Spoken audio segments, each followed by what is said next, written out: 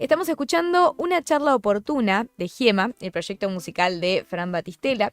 Y hoy, para su sorpresa, lo tenemos acá con nosotros. Bueno, su sorpresa no, porque lo pusimos en Instagram. Síganos en Instagram si no nos siguen, @radiotfk.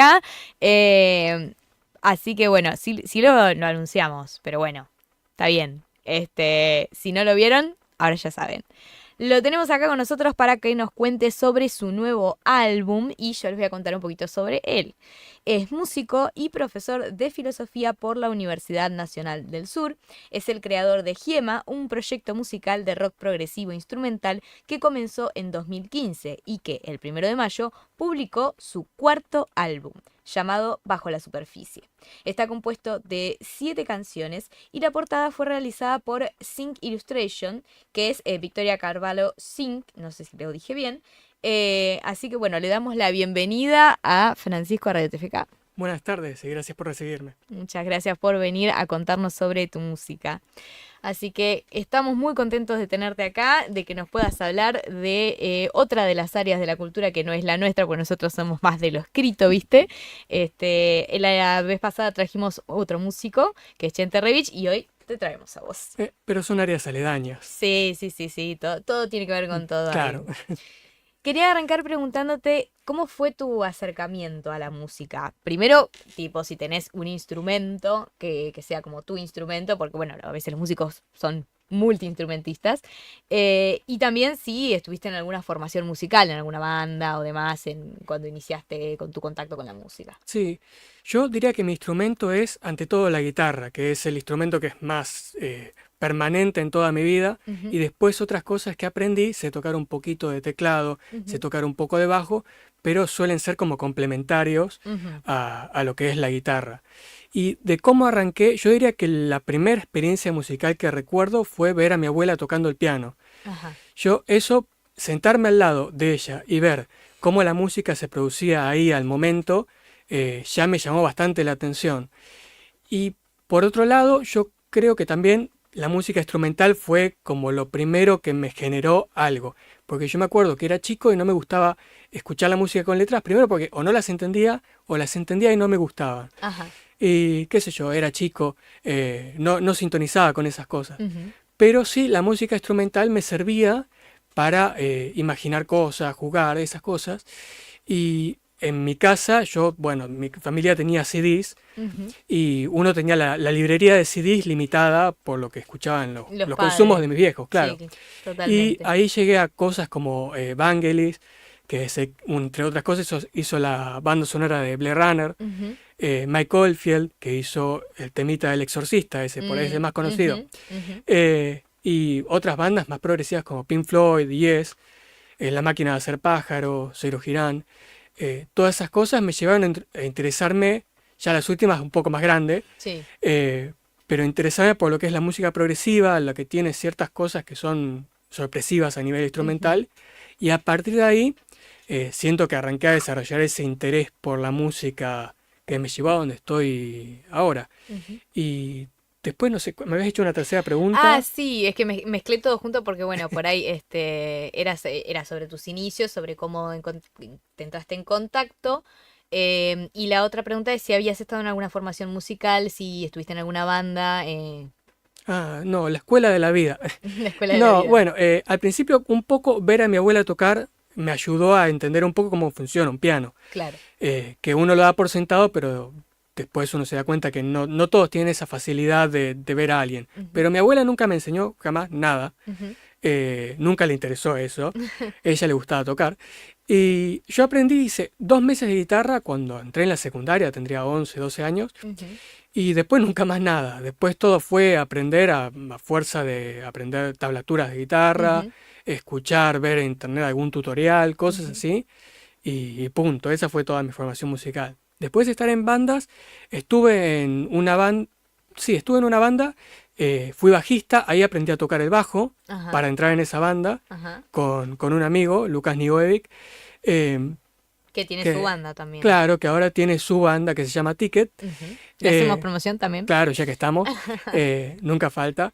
Pero bueno, en su momento él tenía una idea, un proyecto musical que quería arrancar y estaban buscando un bajista. Yo no había tocado nunca en mi vida un bajo, pero dije, bueno, esta es la mía, es la excusa perfecta para aprender a tocar el bajo. Y aprendí, hice como una audición, quedé y hicimos recitales, conciertos por un tiempo y bueno, después como que se terminó la banda y yo me arranqué a poner con mis cosas. Claro, con la guitarra que es más lo tuyo, digamos. Claro. Así que digamos que gran parte de tu camino es autodidacta. Autodidacta y bastante solista también. Está muy bien, está muy bien. ¿Y cómo inició el proyecto de Giemma? Y también una cosa particular que quiero preguntarte es, ¿por qué decidiste publicar tus álbumes con esa identidad o con esa entidad, no sé, de Giemma y no, por ejemplo, con tu propio nombre, ¿no? Como por ejemplo, bueno, canción o álbum tal, Francisco Batistela, sino Giemma en sí. Claro. Yo, la razón primero por la que elegí poner un nombre es porque yo venía componiendo música y la música que venía componiendo era metal en general, que es, no te lo conté al principio, pero eventualmente desemboqué también en el metal, en el jazz, en la música clásica, un montón de cosas. Y venía componiendo mucho metal, pero me pasaba que venía sintiendo que estaba encerrado en una fórmula de componer ciertas cosas para pertenecer a cierto género. Ajá.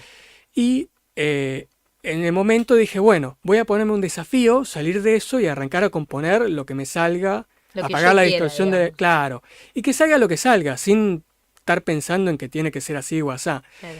Y ahí arranqué a componer música sin ninguna pretensión particular. El desafío era sacarle distorsión a la guitarra y que hubiera una cierta homogeneidad de instrumentos. O sea, guitarra, bajo y batería. Y así arrancaron a hacer canciones. Yo en el momento no tenía ninguna pretensión de publicarlas, pero llegó un punto cuando hice varias que dije, bueno, esto está interesante. Podría publicarlo, podría compartirlo, me interesa que los demás lo escuchen. Y ahí arrancó a salir la idea de Giemma como proyecto. Ajá.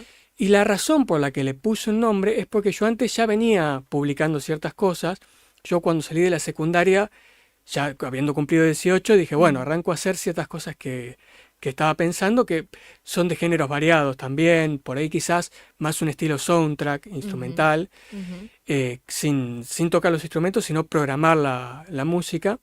Y Giemma es como, era distinto y a la vez quería que tuviera una identidad propia, porque yo diría que no soy Giemma y Giemma no soy yo. Giemma es una parte específica de lo que compongo, claro, que es un universo específico de lo que hago. Entonces dije, bueno, para juntarlo todo en una etiqueta propia, dije, le voy a poner un nombre a esto y así salió Giemma. Y me habías preguntado otra cosa al principio que también me olvidé. No, eso de cómo había iniciado y por qué habías decidido publicarlo de esa forma.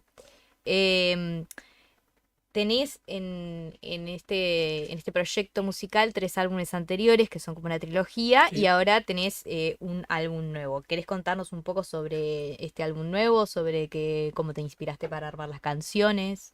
Sí, en general el proceso por el que sale un álbum suele ser, hay una primera etapa que es de composición, que puede durar mucho tiempo, poco tiempo, cada canción es un mundo. Inspiradas en cosas distintas.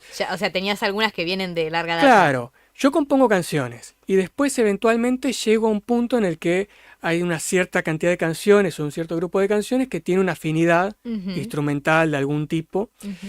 Y así salió la primera trilogía, salió cada álbum de esa trilogía y en este punto termino esa trilogía y digo, bueno, acá quiero hacer un corte de instrumental que sea algo un poco distinto. Sigue siendo lo mismo, sigue teniendo un hilo conductor, que al final del día soy yo, pero hacer algo un poco distinto, explorar un tipo específico de eso que estoy haciendo, y así sale Bajo la Superficie.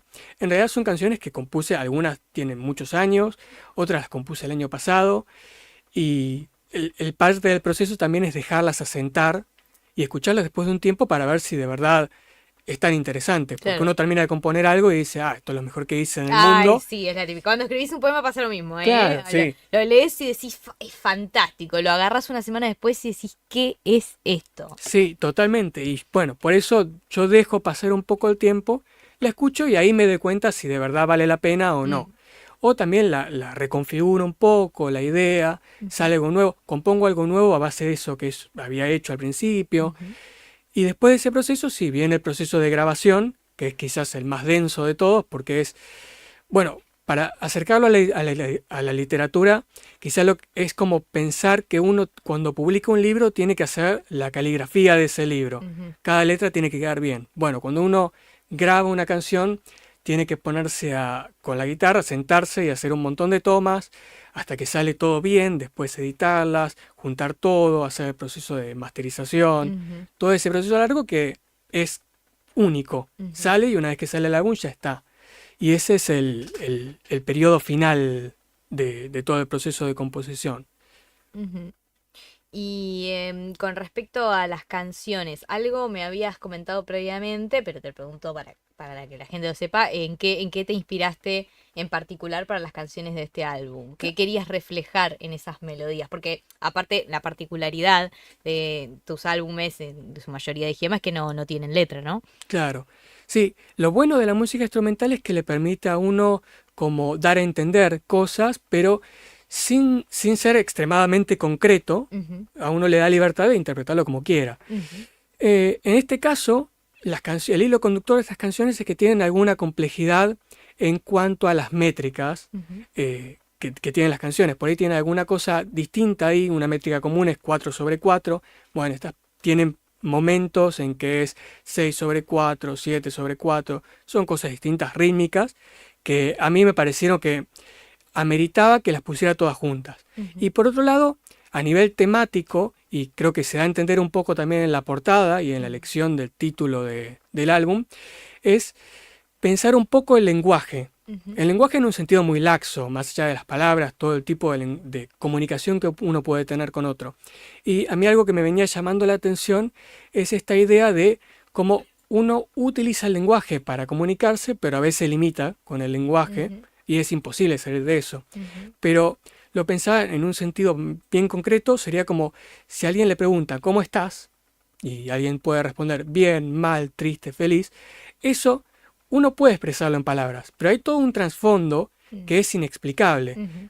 ¿En qué sentido uno se siente feliz o triste? Bueno, hay todo un bagaje de emociones, de Ujú. experiencias que llevan a que la forma en la que uno piense esa felicidad o esa tristeza sean muy específicas de uno y estén en un lugar propio, interno, que está más allá de cualquier explicación. Y en Ujú. eso yo intentaba, la portada es un barco de papel surcando Ujú.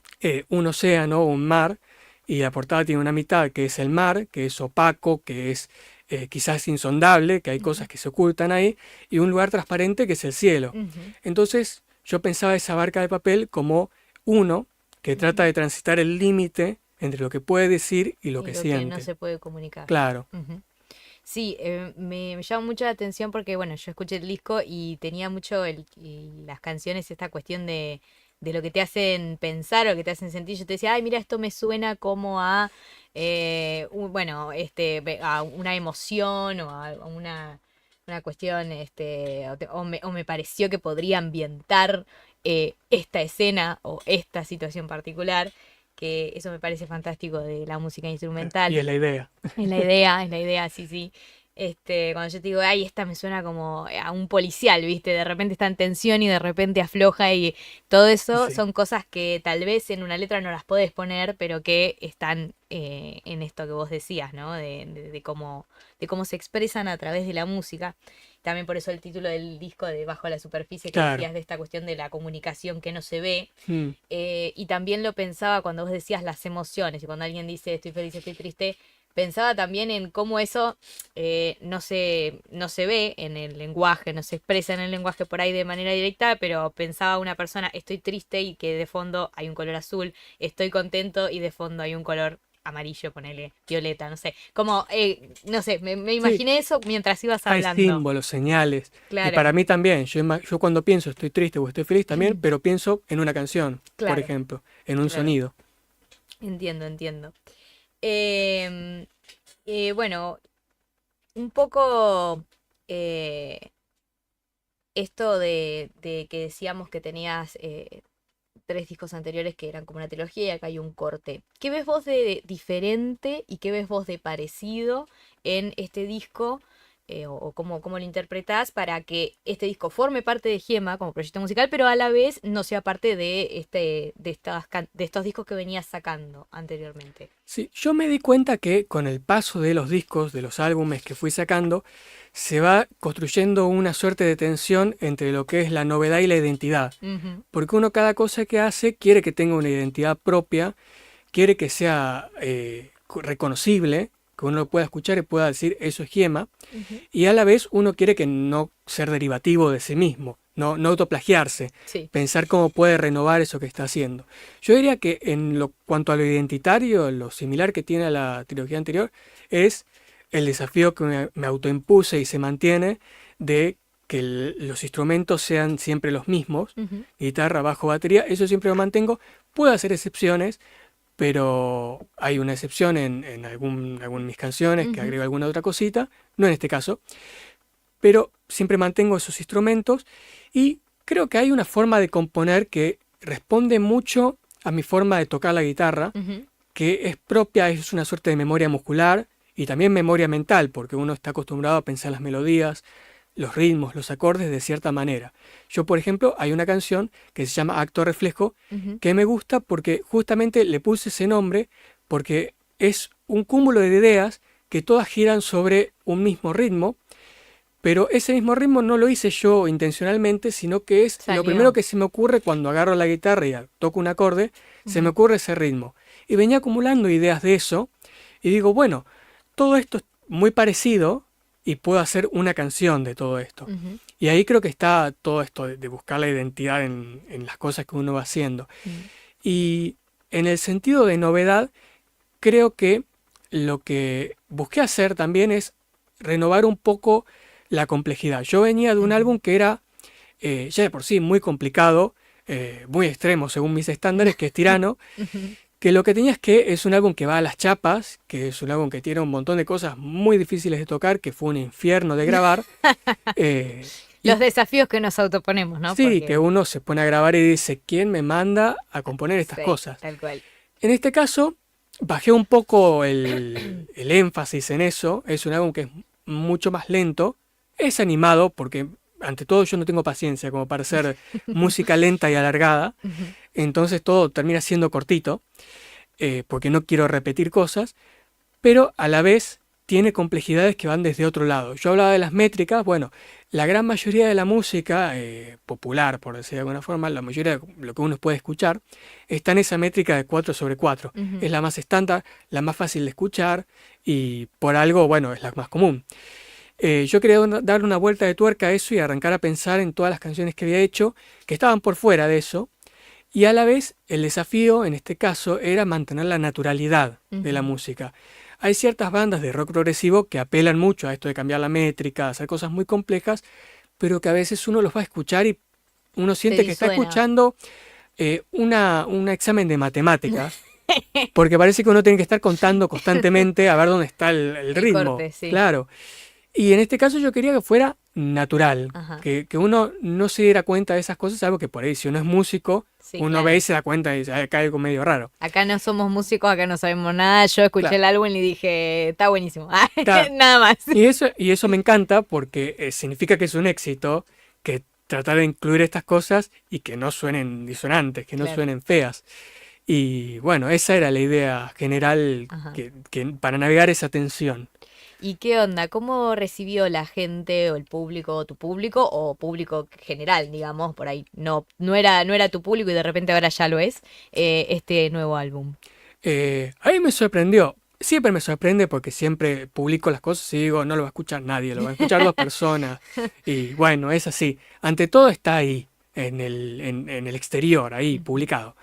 Pero la verdad me sorprendió para bien que con muy poca campaña, porque yo la verdad no sé hacer campaña. A mí me cuesta mucho Ujú.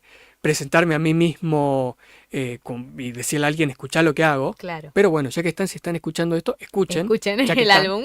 No pierden nada, son solo 30 minutos. Em, pero bueno, ante todo la respuesta fue mejor de lo que esperaba porque gente que no conocía o con la que no hablaba, que está fuera de los amigos, que yo medio que doy por sentado que lo van a escuchar, Claro. espero. Sí, obvio. Más allá de eso, hay gente que no conozco, que hablo poco, que se comunicó conmigo, que me habló, que me dice, qué interesante que está esto, me gustó aquello, me levantó el día, o pensé tal cosa escuchando, y eso está buenísimo y creo que también habla de lo que es la música instrumental, porque mucha gente me comenta sobre algún tema en particular. Hay uno, por ejemplo, que tuvo éxito, que es Mitades Complementarias, pero todos me dicen algo distinto de ese tema. Y creo que eso está muy bueno porque habla de lo que se puede comunicar con o lo que se puede no comunicar con la música instrumental. Sí, también como esta idea de que la obra se termina de completar con la escucha del otro, ¿no? Claro, yo creo que el arte requiere De esa un otro. comunicación, claro. Cuando uno está solo, incluso uno es su propio oyente y uno se escucha a sí mismo y piensa ciertas cosas de su propia música. Pero hay un arte que se percibe y un arte que se compone, que están constantemente dialogando, idealmente, porque bueno, uno tampoco navega en el vacío. Claro. Uno está constantemente atravesado por un montón de cosas. Y creo que eso está muy bueno y me generó, la verdad, me hizo sentir muy bien a nivel composición y a la vez músicos que conozco que también me han comentado de lo que les llamaba la atención de mi obra y es justamente interesante eso de que señalan que se dan cuenta cuáles son las complejidades, las escuchan, pero en algunos casos ni siquiera las escuchan porque suenan muy naturales. Claro. Justamente Que era lo que vos estabas buscando. Claro, en Mitades Complementarias, una cosa que no se dieron cuenta y que yo tampoco me di cuenta cuando estaba componiendo es un cambio de métrica en el estribillo.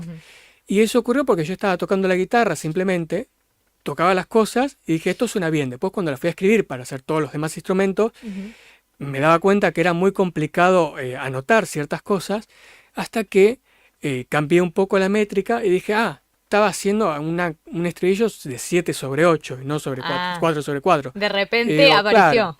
Y naturalmente, y ocurre y pasa. Y pasa. Y creo que eso está bueno y está bueno que es valorado o en los casos en los que no es valorado por su sentido estético, que dicen, esto está bueno, punto. No sé nada de música, pero está bueno. Total. Acá Iván nos dice algo. ¿Qué tal, Francisco? Primero, gracias por acercarte. Gracias día complicado hoy. Sí. Ahí, por ahí voy a cambiar un poco radicalmente el tema. El tema de la tapa del barquito. Vos sabés que estaba por preguntar eso, no lo anoté y lo tenía acá. La verdad, yo no soy ilustrador, soy primo, soy diseñador. Y la verdad transmite una paz esa ilustración que hizo el artista. Creo que tiene una buena composición. ¿Cuál fue la búsqueda? ¿Le diste libertad creativa? ¿La orientaste? Porque a veces tengo muchos amigos ilustradores y siempre les cuesta por ahí cuando le dan hacé lo que te salga. ¿Cómo hiciste vos? Para arrancar, ¿de dónde la conocés? Al artista, más o menos que nos cuentes. ¿Y cómo fue el proceso? Si sabes algo. Sí, yo lo que hago, primero arranco por el lugar donde contacté con la ilustradora, que es Zinc Ilustración. La contacté directamente por buscar artistas, o sea, es una relación profesional y es algo que yo también intento siempre que mando a ilustrar algo, que la relación sea ante todo profesional. Porque creo que uno tiene una conexión con la otra persona que es distinta a la que puede tener con un amigo. Yo con un profesional sé que puedo decir, mira, esto no, esto sí, y que no me pasa con un amigo en el que por ahí me puedo sentir y puedo decir, y por ahí le acepto ciertas cosas porque es mi amigo. Claro. Eso lo quiero evitar. Y en este caso yo trato de dar libertad, pero también entiendo que está esta tensión porque a mí me pasa lo mismo con la música, entre que si te dan libertad absoluta, uno está en el vacío, uno no sabe qué hacer. Y también si te dan demasiadas indicaciones, también uno se siente obturado en su propio estilo artístico. Yo lo que hice fue cuando la contacté, cuando acordamos algo, le hice un paint de las cosas básicas que yo quería que tuviera la portada del disco, que era básicamente esta idea de que tenía que ser un barco de papel en mitades complementarias, que fueran el horizonte del cielo y del mar. le di una idea general de la paleta de colores, que tenía que tener ciertos colores desaturados y que fuera simple. Esa era un poco la idea. Y la idea de que el marco estuviera semi vacío, como para dar a entender que era como que se terminaba de pintar ahí. Y quedaba eso. Y el resto, yo también lo que hice fue el trabajo de mirar las obras que hacía ella y decirle, bueno, lee las indicaciones que te estoy dando según tu lente y hacelas como lo harías vos esto, como venís ilustrando generalmente las cosas. Y de ahí salieron los primeros bocetos y en general de entrada dio en el clavo, porque era la idea también, le hice una explicación metafísica de todo lo que yo quería expresar con la música que estaba haciendo, le hice toda la cantinela de decirle, bueno, mira, esto es sobre comunicación, esto tiene ciertas ideas de cómo quiero que se imagine ella la barca a la deriva, le pasé los títulos de las canciones, le di una idea general de eso y de entrada le dije, mira, como es una artista distinta a la que hizo el arte de los primeros 3 álbumes, ella lo que me dijo es, el arte va a ser distinta. ¿Querés un Dije, mate? ahora en un segundo. Le dije, bueno, hacer el arte distinta es la idea, por eso sos un artista individual, propia, vos tenés tu forma y quiero que eso esté expresado. Entonces traté de entrar en un punto intermedio entre eso. Ella me dio bocetos, eran 2 bocetos que en general estaban básicamente por donde yo quería, ajustamos un poco la paleta de colores, la idea del horizonte, de las texturas que iba a usar, y después fue sobre la base esa de la ilustración hecha propiamente dicha, el tema de las letras, del arte escrito, de la caligrafía. Y ahí hicimos un montón de pruebas, ella me pasó un montón de pruebas, y así llegamos a lo que tuvimos como resultado final. Pero en general, yo también soy amplio, soy abierto a la forma en la que me comunique el artista que quiera hacer. Yo también me doy cuenta que cuando un artista me da bocetos, que hay algunos que le gustan más que otros y que hay otros que los hace bueno porque me tiene que dar variedad. Entonces yo también interpreto eso como que quiero que el artista haga algo que quiera hacer. Es mi idea, que el artista también se sienta cómodo. Porque lo que yo he notado a veces es que cuando alguien intenta hacer mucho micromanaging de lo que está haciendo el artista, terminan generándose crímenes estéticos. Claro, porque uno no sabe exactamente, o sea, yo no sé de teoría de colores, yo no sé de la composición, yo tengo la idea general. Y ahí es donde quiero que el artista, bueno, esto lo sabes vos, yo confío en vos para que hagas algo coherente con lo que te estoy pidiendo. Y ese es siempre el caso. Y muchas veces me sorprende para bien con algo que es más desarrollado de lo que yo imaginaba al principio. Si yo te muestro el paint que le pasé a ella inicialmente, y te vas a cagar de risa. Pero bueno, está hecho para eso, para dar el puntapié inicial. Ese es el proceso artístico en general para las portadas. La portada la subimos hoy a nuestra cuenta de Instagram por si la quieren ver, pero obviamente les recomendamos ir directamente a escuchar el disco, que ahí obviamente va a estar la portada también. Sí, el disco es Bajo la Superficie de Francisco Batistela y del proyecto musical Giema. ¿Querés recordarnos, la dijimos hace un ratito, pero querés recordarnos dónde se puede escuchar tu música? En todos lados. Está subida a todas las plataformas, chicos, no tienen excusa para no ir a escucharla. Claro, inicialmente está en YouTube, en mi YouTube propio que es Francisco Batistela. Ahí subo todas mis cosas, las cosas de Giema y todas las cosas anteriores que he compuesto, que no tienen nada que ver, pero están ahí para quien quiera escucharlas. Y también están subidas a YouTube Music, ya en formato canción por canción, individualmente.